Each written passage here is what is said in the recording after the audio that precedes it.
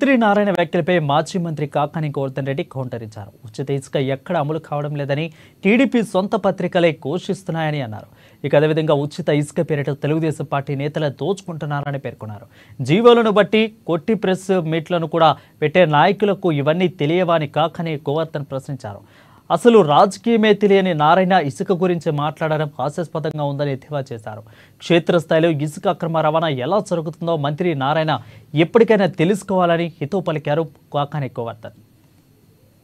ఈరోజు మొన్న మెడికల్ కాలేజీలకు సంబంధించి ప్రైవేటీకరణ చేస్తూ నిర్ణయం తీసుకున్నాడు.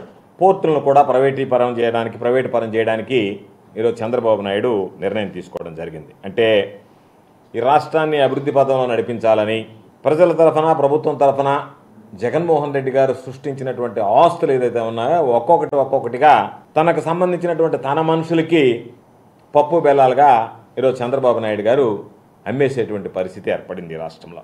ఈరోజు ఉన్నటువంటి ప్రజల సంపదని ప్రైవేట్ వ్యక్తులకు కట్టబెట్టడం అనేటువంటిది దుర్మార్గం. ఈ విధంగా చంద్రబాబు నాయుడు ఒక భారీ స్కాములకి తెరలేపేటువంటి ప్రయత్నం చేస్తున్నాడు అనేటువంటిది ఈ సందర్భంగా మనందరం గమనించాల్సినటువంటి విషయం.